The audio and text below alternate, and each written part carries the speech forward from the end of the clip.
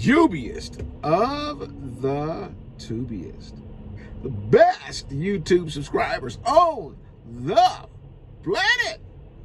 That's you. And I'm 50 plus. I'm in Houston, and I'm at a Love's on McCarty and 610. So I'm gonna tell y'all something. If for me to say that, I'm saying it for people who've been here and know where I'm at. Oh my God.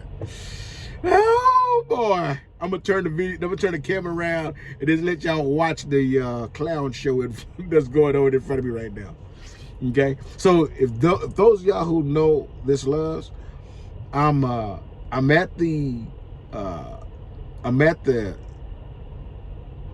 parked facing the entrance to the Blue Beacon, okay?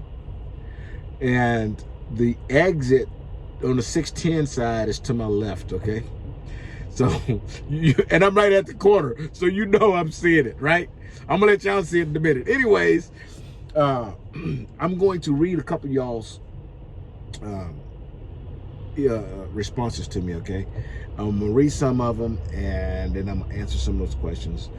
And by the way, if you have a question that you want me to answer, go ahead and drop it in the comment section. I like making videos with you guys' comments because it helps me to give you guys the content that you want, okay? They're your questions. So I know you want answers to them, and that's, you know, keep you guys engaged, and it keeps me bringing content that you guys want to watch, okay? As you guys know already, I don't make videos every day, and I don't, you know, I just, folks who make videos every day are doing that for a reason, okay? And it's because YouTube likes for you to do that. They want you to make videos every day, and when you don't, the algorithms, whatever you call it, it like lessens the impact of your videos, okay? That being said, because I don't do that, I don't make videos every day to try to push my numbers up. I really need you guys to like, and a lot of you guys watch, but you don't subscribe. So those things help me in a big way to make videos that you guys can. Gosh darn it! I don't know if this is showing up here.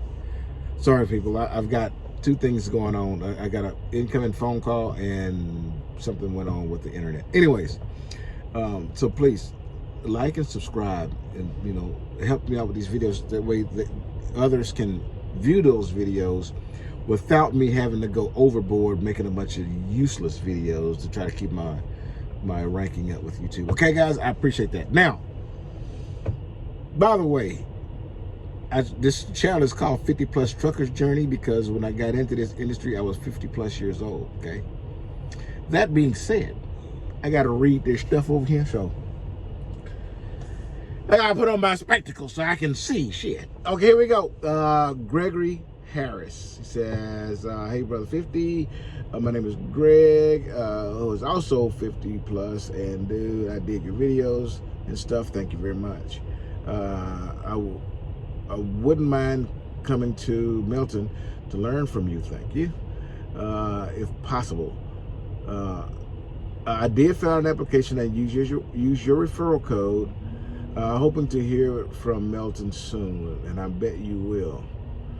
I keep putting on and do the content. Okay, so Greg, you'd be surprised how many people I have waiting to get on the truck with me. But I'm gonna tell y'all something. You might want to, you know, use the referral code to talk to your recruiter and let them know that I was your referral. And when I'm getting my next student and it's time for you to upgrade, time for you to get on a trainer's truck, I'm not saying that, you know, you're not going to get on this truck if you don't use me as a referral, but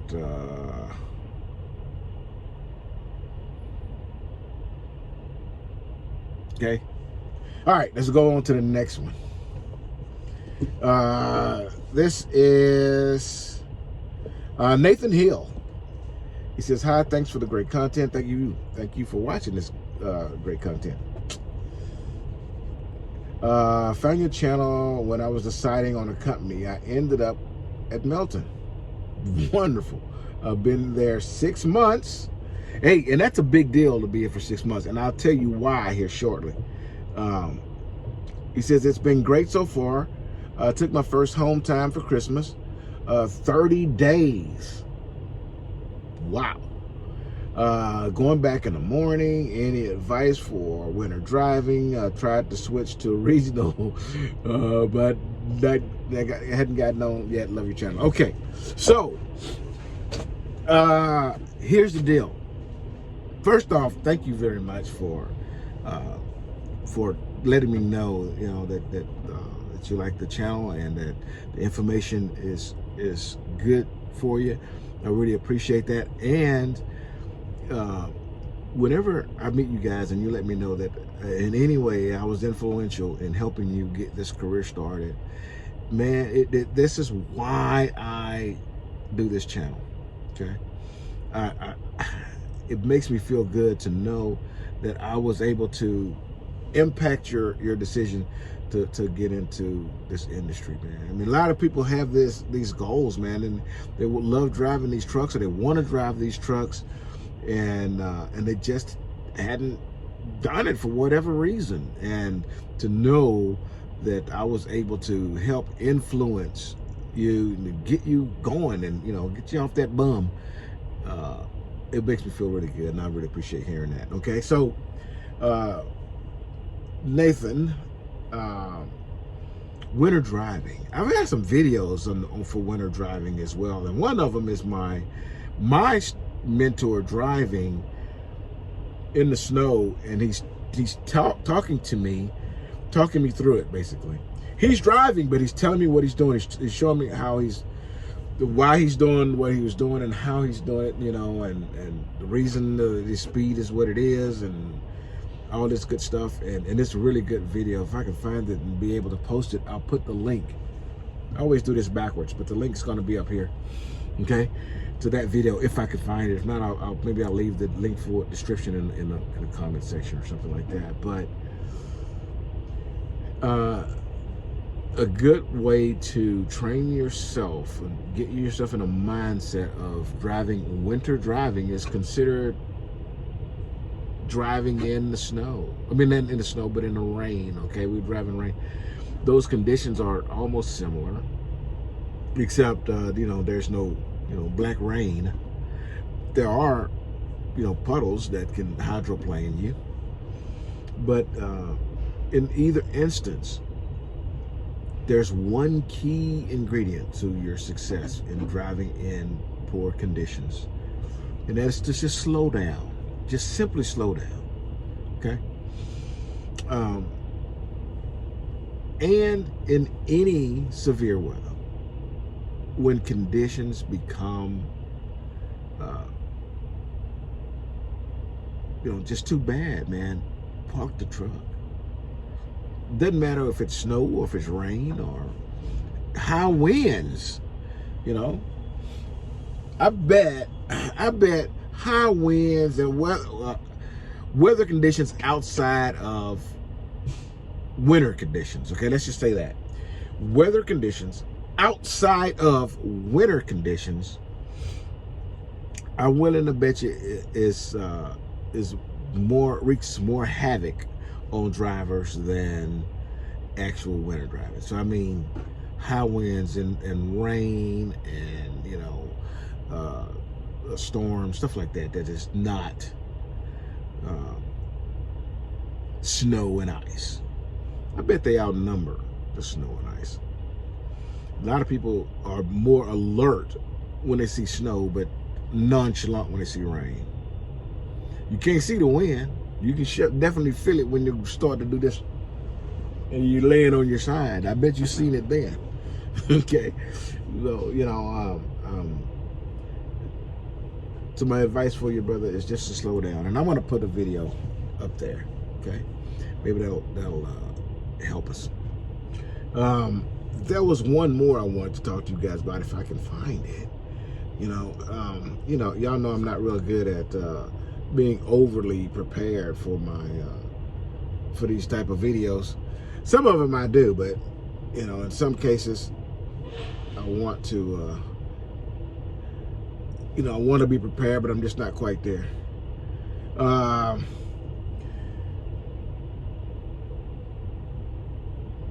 Brenda Bull said, when do you unclick that sleeper berth? Okay, you guys remember I made a video, and on the video I talked about the wheel pair button on for sleeper berth to help you. One, it maximizes your time, and it will stop your 14 when you're over 2 hours, and then it'll pair your sleeper berths with that paused 14-hour clock. It helps you out to conserve time when you're at a shipper, or if you just need to take a short break before you go deliver or pick up or start driving again. A lot of ways you can use that split sleeper to your benefit. But I always keep mine checked. I'd never uncheck that box. Okay. And I advise you to not uncheck it. Just leave that box checked, and then just drive your clock out, and then park and go to sleep. Because that box is checked doesn't mean that your clock is going to behave in a manner in which nullifies the consecutive 10-hour sleeper berth, okay? You're just trying to conserve your time or save your time by clicking that sleeper berth. Okay, so it won't hurt you to leave it checked, bottom line. All right. Okay, so I don't go too long. Let me tell y'all guys something. Listen, there is a huge issue in trucking, period, regardless if it's not just, I'm not speaking about just like Melton, right? This is like trucking like industry, the industry wide is tender. People do not the app tender. I mean tender in time. Folk didn't they man, that's a bunch of jokes. I could go all day on that. Anyways, people don't tend to hang around very long, and especially in flatbed, man. I think a lot of it is it's not what they expect. You know, well, it's gonna be some little work. Yeah, it's a little work, man, but that's all it is. It's a little work. But I think adverse conditions or something might be an issue. I think fear of not securing properly, it could be an issue. But anyways, there are a lot of people get into this and they don't want to drive, but flatbed ain't for them, period. So they move on, and then they go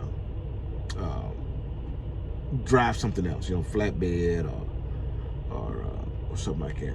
I mean, not flatbed, or dry van or reefer. So the tender at a lot of these companies are short, and so when I see that this young man has been here for 6 months, that means, you know, he's in it for the long haul, and he's going to do just fine.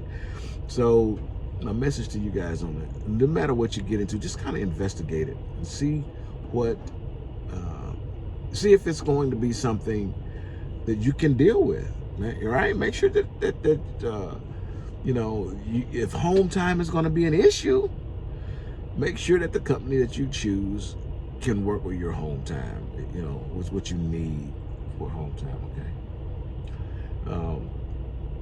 I'll delve into that a little bit deeper, but to know that he's been here for 6 months, man, it's a big deal. A lot of people don't come to, not just this company, I'm talking about all over the industry wide. People just don't stay, you know. I got a better deal over there. Well, how you know? You ain't been in the industry long enough to know what a better deal is. But hey, it is what it is. And you know, when you do it right, you know, you choose Melton. Look, man, if you want to do flatbed, you come to Melton, bro. You did not make a bad decision. You know, people don't stay because it's flatbed, not the company. It's flatbed. They can't they don't want to do this work. You know, they may want to drive, but they just want to do something different. You know, dry van, reefer, or local, or something like that, tanker or something. I don't know, but it ain't flatbed, and there's nothing wrong with that. You know, I always wanted to do something different. I couldn't do dry van because I eventually want to do heavy stuff, oversized stuff, and you got to have open deck experience to do it. So anyways, guys, I'm gonna have to let you guys go because I have about 4 former students that has called me since I've been on this phone call. So let me get back with them and see if I can't help them out. Until I see you again, deliver undistracted. Here's your boop.